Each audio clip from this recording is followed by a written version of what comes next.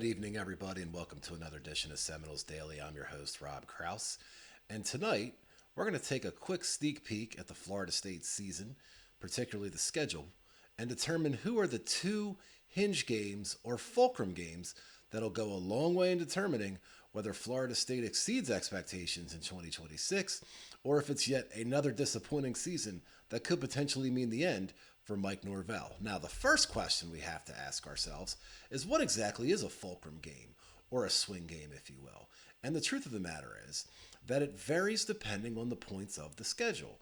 Far too often, people assume that the big rivalry game, that's your hinge game, or the big opening season week one game is your hinge game, or the big contest in the conference in the middle of the season is your big hinge game.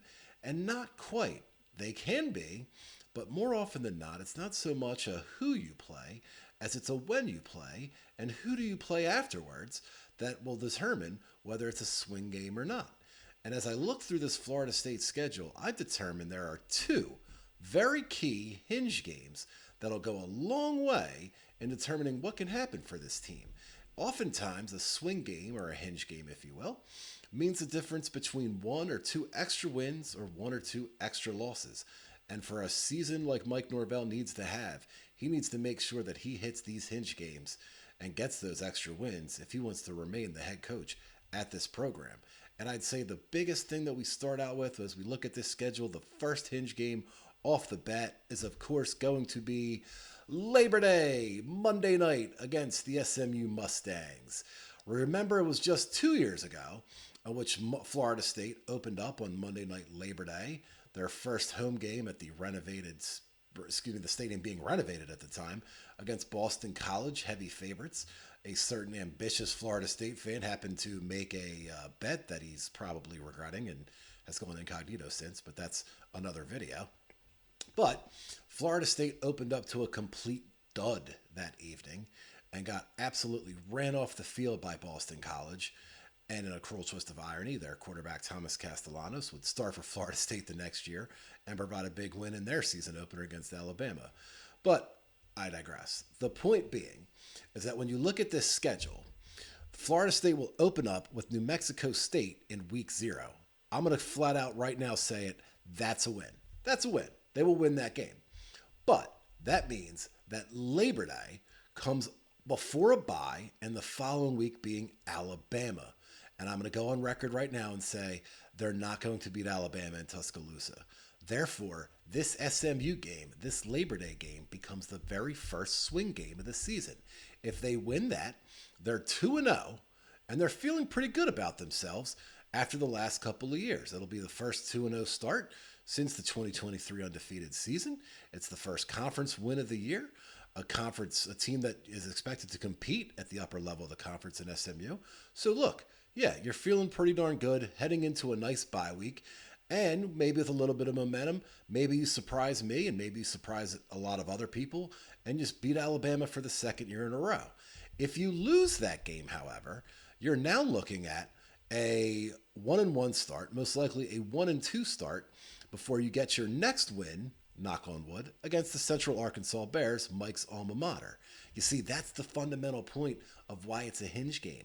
Because if it's a win, you're looking at no worse than 3-1 heading into your next game against Virginia at home, a winnable game. If you lose, you're at 2-2. And thus that Virginia game becomes very important. And not just the Virginia game, as you look at the next two games of the schedule after that, at Louisville, at Miami, back-to-back. That is two top 25, top 15 teams, two teams expected to compete at the top of your league that you're probably, both on the road, mind you, so you're probably not going to do anything better than maybe a split at those at best. So if you're following the logic here, if you are 1-1, and then 1-2, and then 2-2, you're looking at heading into the bye week at a record of 3. Let's say you beat Virginia, 3-2, 3-3, 3-4, 3-4 at the bye. There's a very good chance Mike Norvell could be gone at that point of the season. That's why that game, Labor Day night, becomes so vital because if they win that, you're 2-1. You don't beat Alabama. So, excuse me, you're 2-0. You don't beat Alabama, you're 2-1. You beat Central Arkansas, you're 3-1. Maybe you're riding that momentum, you're feeling good. You beat Virginia, you get to 4-1. And now, yeah, and you're no worse than 4-3 at the bye.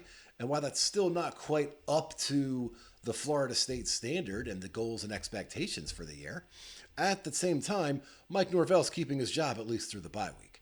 So that is why it is very fundamentally important if you're Mike Norvell and Florida State that you pull off this first hinge game, this first hinge point, and beat SMU.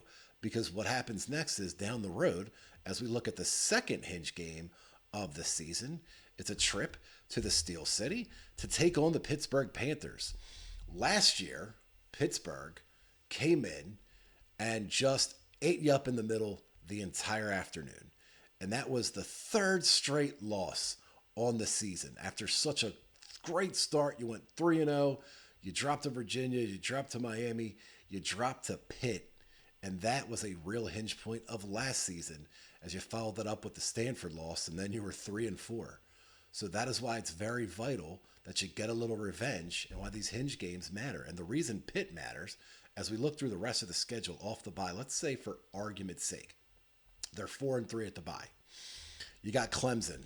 We'll call that a loss. That's 4-4. Boston College win 5-4. So now you're at 5-4 heading into your last road game of the season. If you beat Pitt, you have now clinched a bowl game for the first time in 2 seasons. And you got a shot at looking at possibly 8 wins. 8 wins.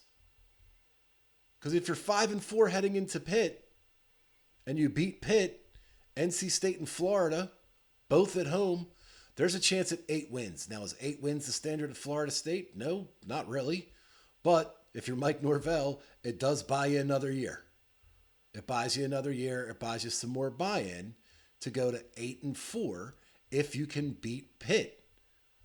So that is another key vital hinge game in the late part of the season that really has to happen for you. Now, the argument.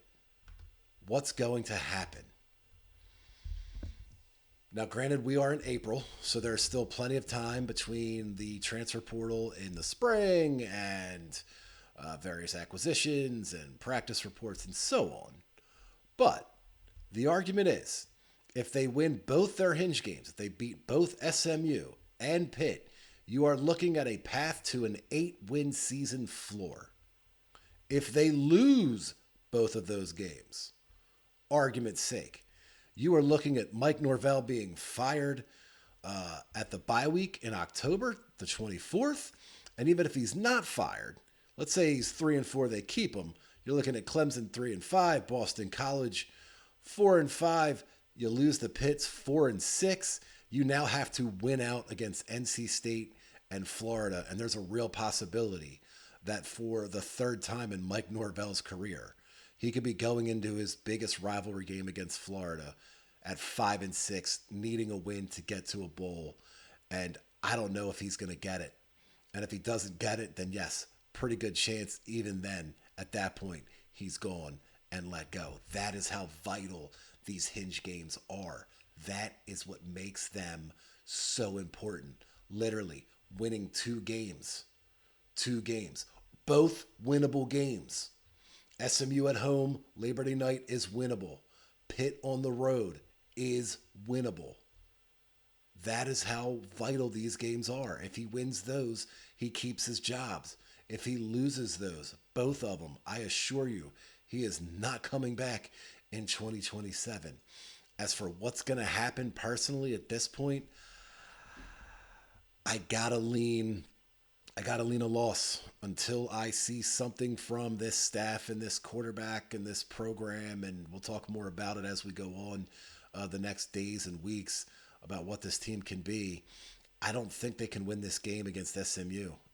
Thus, in my opinion, meaning that there's a pretty good chance Mike Norvell is gone on October 24th, that bye week. I hope I'm wrong. I like Mike. I really do. I think he's got some good qualities. But if he doesn't win that game, there's a pretty good chance he's gone. And even if he does survive that, if he does survive and he's coaching against Pitt and they lose that game, then again, I don't see a path for him coming back. So at this point, I have them dropping both of these hinge games, finishing the season at 5-7, the third straight losing season, and the end of Mike Norvell as the head coach at Florida State University. This has been Rob Krause for Seminoles Daily, and I will see you later.